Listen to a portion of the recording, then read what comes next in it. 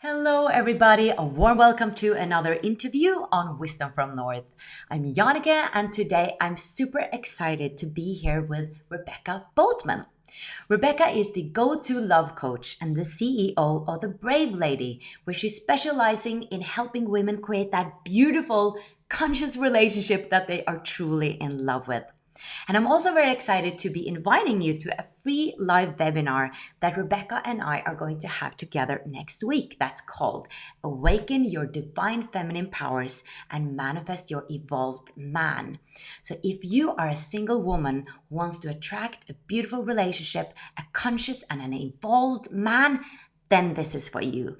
Find everything about it in the link below. It's totally free. And now let's meet Rebecca.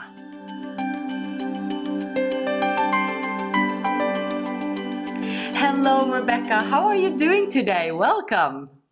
I'm good. I'm just happy to be here. I couldn't be better. I'm super excited to meet you because I've been doing your course and I recently just discovered you through Aaron Doughty. And I was thrilled to see that someone like you with your beautiful energy is like focusing on women and helping them to attract conscious and evolved men. And obviously I was like, oh, I'm in the target group here. This is for me. And I think it's for many women who actually might be following Wisdom from North as well. And I even have so many girlfriends that are really conscious, beautiful women on the spiritual path who struggle with attracting and finding that conscious and evolved man. And that's what we're going to dive into today, and also even deeper in the webinar we're going to have next week. So I'm super thrilled about that.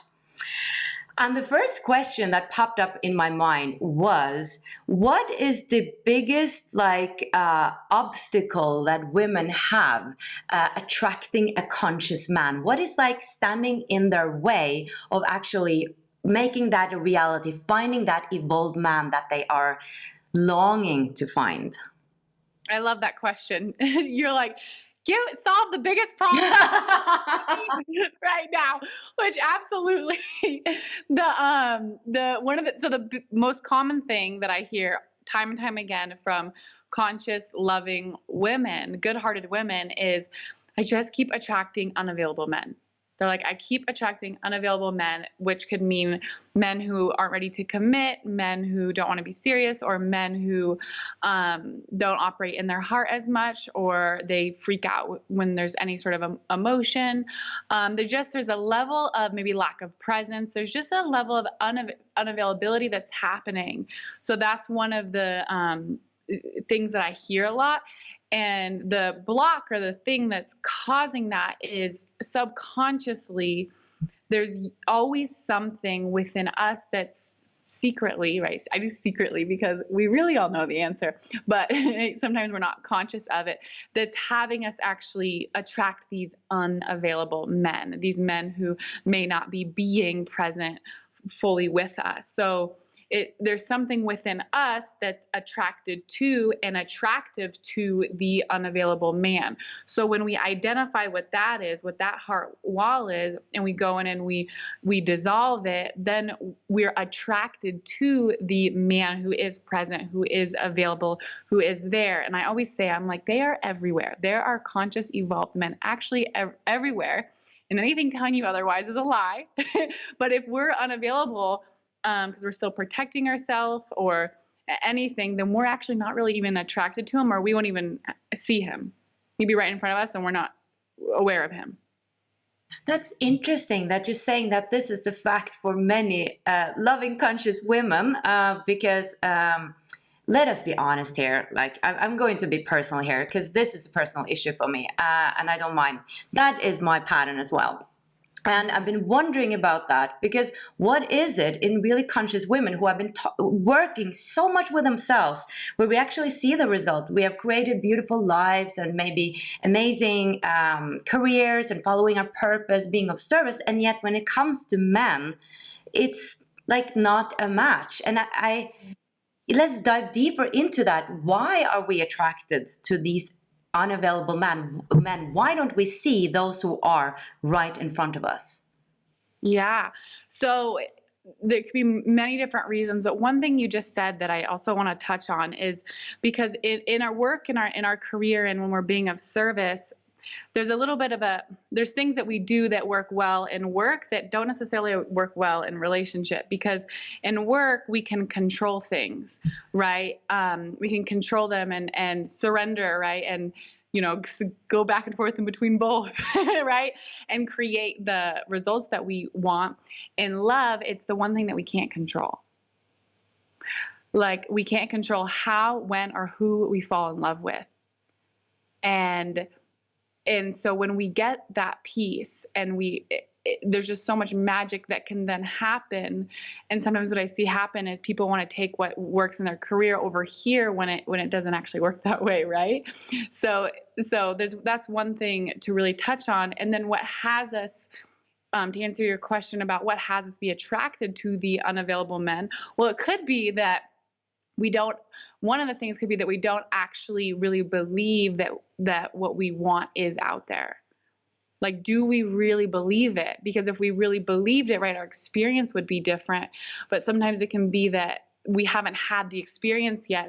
It's so our known is just the unavailable man. So we think on some level that we need to settle, and then we put mental energy towards these relationships that really aren't 100% match.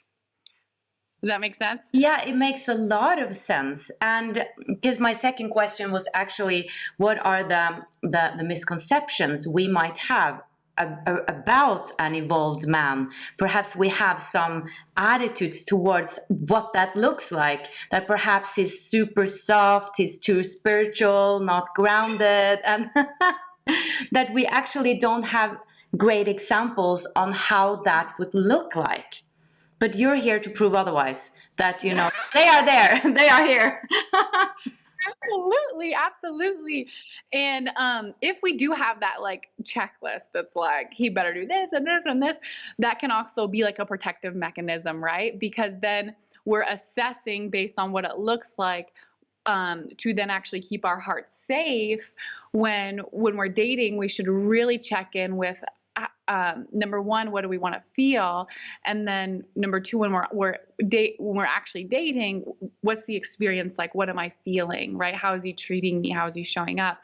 So just to be mindful, if anyone listening can relate to that, of if you tend to say, no, you're not, like if it's a pattern of having this checklist where no one meets the standard, there could also be some fear at play that's then causing you to avoid potential heartbreak, right?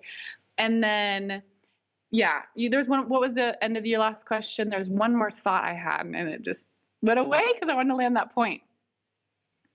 It went away in my head as well, but maybe it will come back to you. Yeah, because I had like a two-part question there. But it's really interesting what you're saying about the control.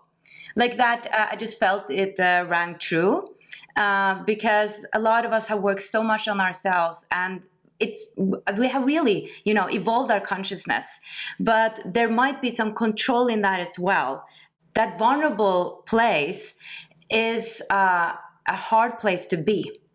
So that really resonated with me. So how can we, as like empowered women, open up for that vulnerable space? No, I love that. I think it's knowing that it's being empowered and being vulnerable aren't separate, right? So we can be vulnerable and show our soft underbelly, and it doesn't mean that we're disempowered. So knowing that they're not separate. And what I always share with all of my clients, all of our women, and we'll go in deeper into the webinar, is that you should be like, you get to be so close with your man that anything that you think makes you unlovable, like he knows that. And you get to share that with him, and vice versa. And knowing that our soft underbelly, our vulnerability, is what actually connects us, and what the man wants to protect and cherish, and that's so important to him. So, but if we're putting off this persona of invincibility, then that's usually actually coming from fear, right? This, I've got it all together, I'm independent. Because the truth is, men are not intimidated by success. They're Are not, or are? No. They are not. When Okay, people okay, because volunteer, everyone. I was curious about that because that was something I've been thinking about. Like, can I really be a really independent woman? Won't that, scare him away? Yeah, so it's not the independence or that men are or the, that are they're intimidated by, right? Like it's attractive. Like when you want to have a level of independence that's healthy and empowered. It's the what intimidates them is in anyone is this persona of invincibility, right? Of I've got it all going on. I don't this projection of I don't need you, right? And I totally used to play this role, which is only why I know this, and so they pick up on that, and then they're like, okay, she doesn't need me, therefore I would like to be in partnership with some where we can play that level of team, where we can get to know all aspects of ourselves. So yeah, so coming back to, you can have success and you can have, a great career and you can take care of yourself, and that's not what will turn a quality man off or away. It's the invisible cloak of I don't need you. I'm actually good to go. Yeah, and in the webinar, we're going to go deep into the feminine part, because you speak a lot about that opening up to your feminine power, actually. And I think that's crucial because sometimes, especially in Scandinavia, actually, a lot of women we have so much equality in Scandinavia. So I think a lot of women have been confused about how to behave like a woman, because we compete with the men in career and everything like that, and all of a sudden we lose part of that feminine part of us, and we have to kind of activate it again, or open up for that again.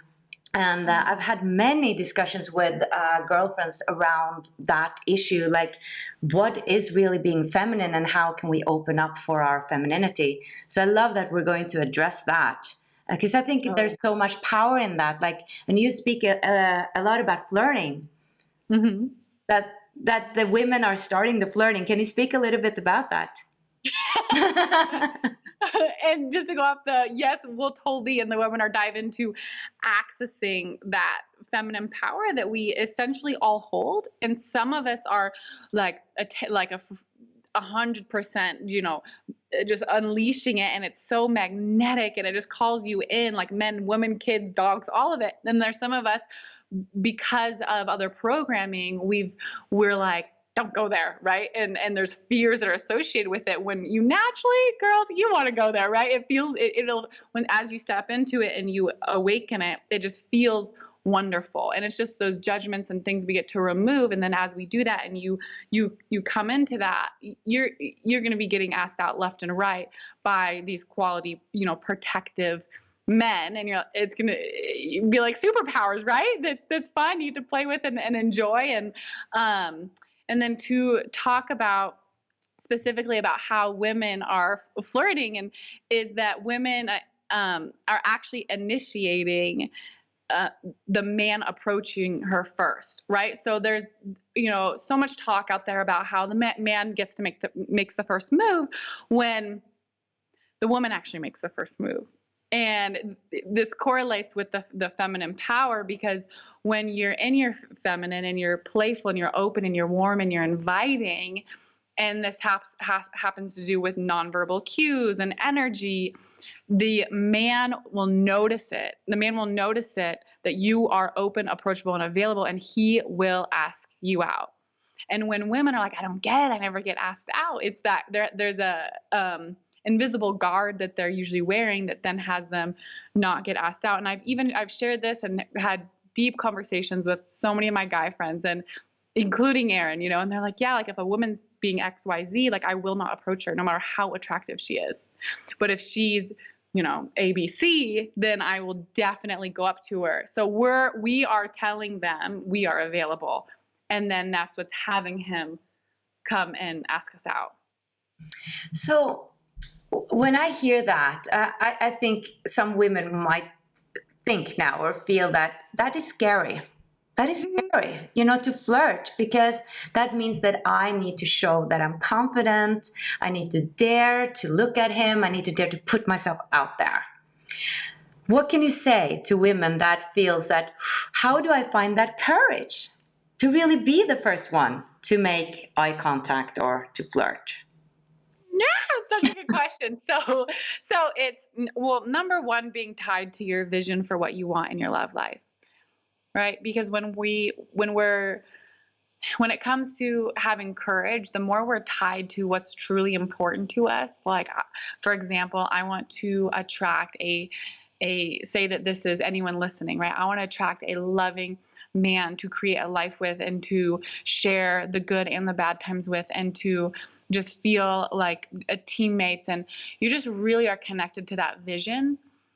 And you're really clear on that, and the next time you are in this, and you have an opportunity to spread your magic dust, as I like to call it, it's going to be a lot more easy to access that courage when you're tied to your vision. So that's really important, is being clear on what you do want, and knowing that, we only need courage when there's fear present. So knowing that it's not about waiting for the fear or the doubts or the discomfort to go away. It's not about waiting for the fear to clear. It's about doing it to clear the fear, right? So when you do it and you lean into it, it gets easier and easier and easier.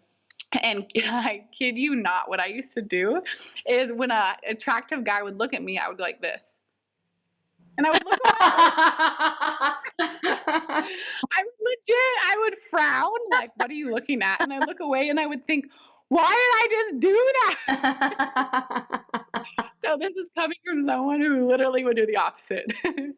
I love that. I love that. And I would love to hear a bit about your story as well. I just have many more questions here.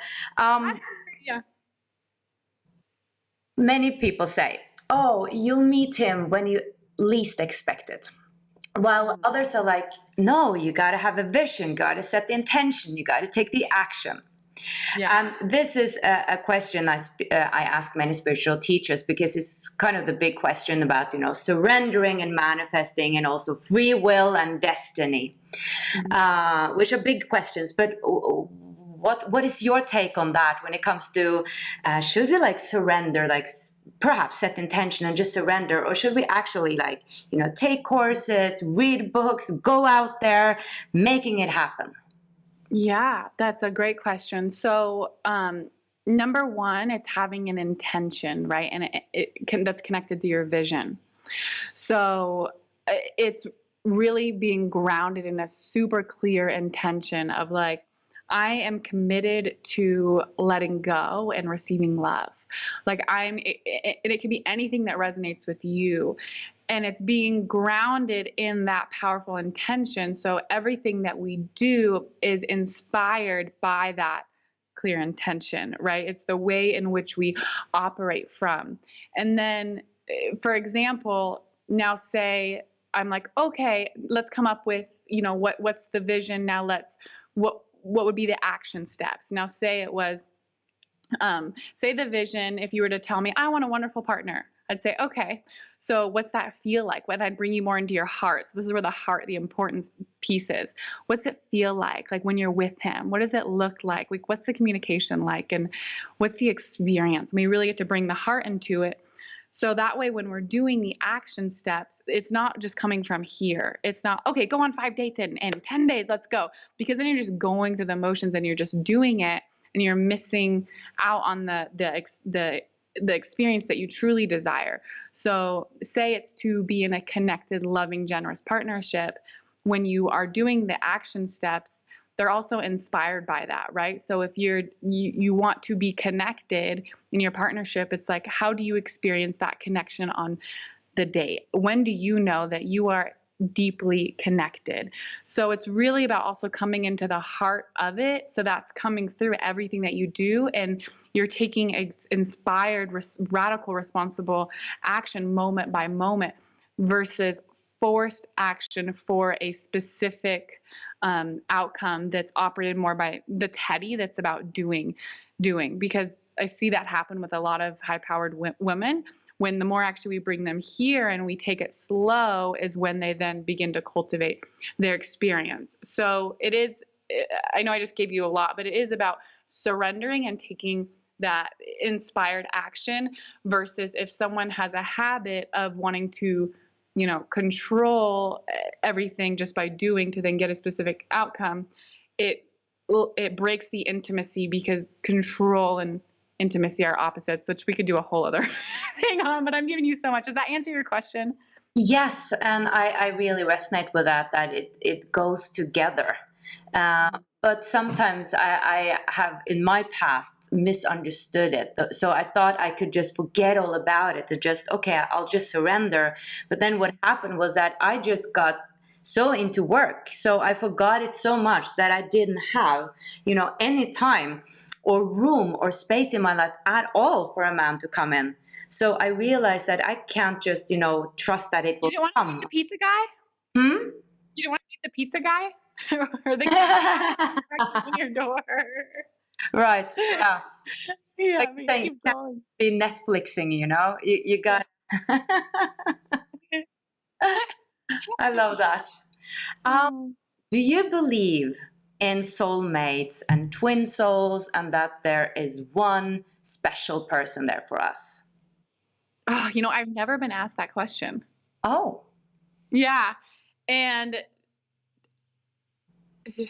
I don't. I don't. I believe that I believe that Earth is like this school, and we come here to learn a lot of incredible things, challenging things, amazing things, and just to increase our light and our love on this planet. And I believe that there is a special human out there for everyone. I don't believe that there's not someone for someone, right? I believe we all have the capacity to love and be loved. And I'll share with you, with my partner, I'm like, thank you, like for higher self for play, like no, like setting this up so you could have this wonderful experience. Like there is that feeling and that knowing of like almost like gratitude of like, okay, like it's perfect to the point of like I'm just thankful for that being orchestrated, if that makes sense. But I don't believe that there's one own soulmate. I believe that there would be many opportunities, and I don't believe that there's just three like some people say. So I hope that answers your question. I haven't heard about the three. Oh yeah. That was new to me. I heard that. Okay. Ah, there's often so many, schools and rules and yeah. No, I don't know. I actually believe that we have some soul contracts with people. Yeah. And I wanted to ask you about this. What do you think about love at first sight or knowing at first sight? Because I've experienced sort of that feeling where there can be years where I don't feel like I feel anything for a man, and then all of a sudden there's a man showing up, and something happens with my whole system. It has happened a couple of times in my life, and I'm so curious about that. And in one situation, it ended up being a beautiful relationship. In another situation, it didn't end up becoming anything. But still, I had that reaction of almost like I've seen you before, or just like Yeah. I all of a sudden, like my body starts to do weird things. I get so conscious, and I'm like, what just happened? I don't know this person. So I'd love to hear your take on love at first sight or knowing at first sight. No, I love that. So it's so interesting because as you're talking, I'm like, I feel like we can also have that with friendships. Have you ever had that with friends? I have. I have. Yeah, where you're like, oh my gosh, I've known you or somehow from maybe a different lifetime or who knows, but like you're my person. I recently did that in Sedona out here because we just moved here, so I'm like, I need friends. And then it happened. So I love hearing that. And it could be a number of things if you believe in, like reincarnation. It could be, that you were doing or had a past life experience with this person. Or one thing, I don't know if you study any of Dolores Cannon's work. Yeah, she's super fascinating about how when one part of us goes right, another part of us goes left, and then there's infinite possibilities happening all the time. So what kind of comes to mind is that there could be that there's a relationship happening in another timeline, because there's infinite timelines, and a part of your energetic field is resonating and recognizes that, which is where the excitement then could be coming from. So that's one idea. And then in terms of knowing or feeling at first sight, so if someone were to come to me and that were to be happening consistently, and they were getting in all of these relationships, I'd say, okay, girl, there's something else going on here. Let's talk about it. Let's talk about it. But if it's like an outlier experience that happens not like, every quarter of the year and sporadically, then I would say it could also be an intuitive response, and knowing like, okay, this person's energetic field resonates with mine and that excites me. I'm interested in that. And for you to allow yourself to follow it and be open to it. And then coming back to focusing on my two favorite questions, with number one is he a good guy? And then number two is, how is he treating me, or how is the experience? And then seeing what unfolds from there.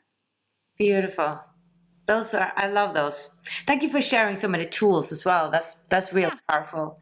I'd love to hear about your story. Like, why did you become so passionate about helping women attracting an involved man? Because, you guys, I was so bad at it. I was so bad at it. Like, everything that I shared doesn't work, like control, or like I was just doing all those things and not knowing, like I didn't really know better, right? My blueprint for relationship was, one of my parents was, married 6 times. So I had multiple stepmoms, multiple families, and then it was just unhealthy, and that's all I knew. And like not even being able to really communicate your feelings. Like, instead it was like, plot how to leave as soon as you can. And I picked up all of these habits, and I ended up feeling alone. And worse than that, I would end up in relationship and I would still feel alone.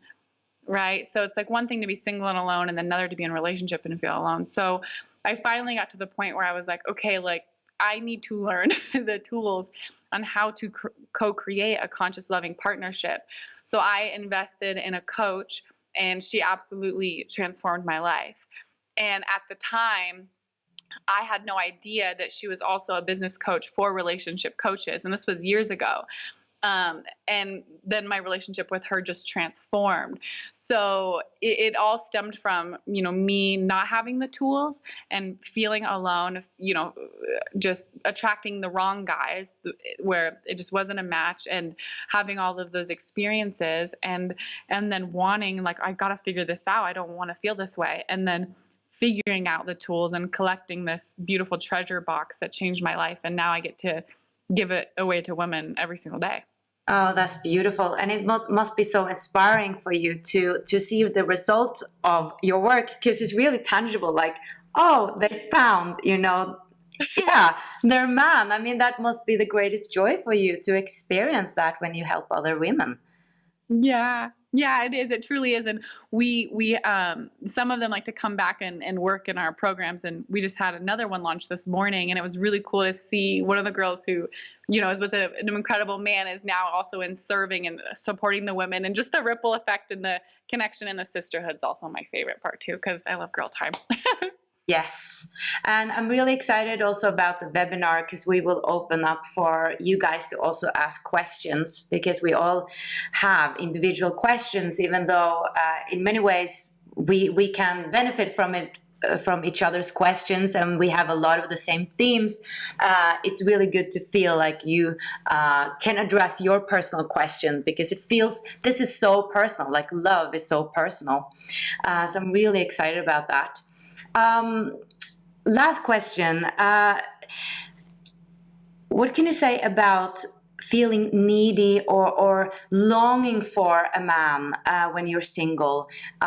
Feeling that, okay, I feel like I need someone, and then or a lot of coaches speak about that you shouldn't have that needy feeling. You should be really happy and feel great, and then the man will naturally come to you. But still, you perhaps are really longing for a man. And perhaps you are feeling lonely and you don't feel like my life is great because he's not there. And even though you want to feel fulfilled and complete, there's something missing. And then we feel, ooh, the law of attraction. Now I'm attracting that lack, that longing, that. Yeah, I think you get my Yeah. my question there. You're like, oh no. Exactly what you're saying. Like, how do I stop thinking this? I know I'm not supposed to be thinking this. I totally get it. So, um, one thing that you had shared with some of the girls maybe experiencing is I shouldn't be feeling this way. And I think it's with that, it's so important to know that when we think we shouldn't be feeling a way that we're feeling, we're literally just shooting on ourselves. Like we're just shooting on ourselves. So anytime that's in our vocabulary, it's recognizing that. And instead of trying to, we want to make sure that we're not making it wrong and that we're not judging it.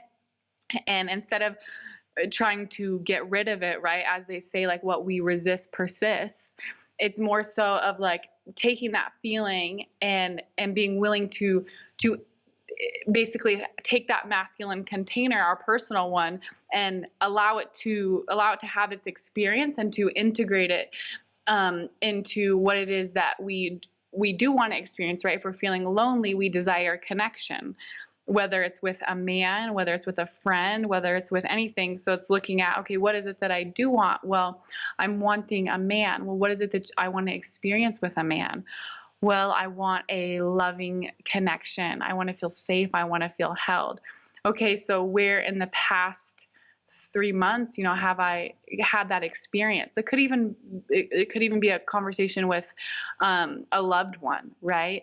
And so just really looking to, if you're feeling lonely, then you're desiring that connection and looking to cultivate that, not with the intention of also knowing that you get to have that experience and some with a generous, thoughtful, conscious, evolved man. And so that way, when you're going out and dating, you are dating from this place of being connected to the people who love you in your life, and of being open to connection with this new human in front of you that you're going out on dates with, or multiple dates with, or sorry, different men, because that's with dating. I love that. I love that. Thank you so much. And thank you for sharing really great tools and insights, because it's just so beautiful that we can inspire each other and help each other with this, because I really believe that if you want to find someone, there is someone for you. And I also say, if you want to find your purpose, it is because there is one to find. I don't think that we have a longing for something if it's not for us to actually have. So I love having this conversation, and I can't wait for Tuesday, where we're going to have our webinar and dive even deeper. So thank you so much, Rebecca. Yes, of course. Thank you, everyone. And thank you for having me. And I look forward to Tuesday. Thank you for watching, everybody. Much light from Sedona and Oslo. Bye-bye.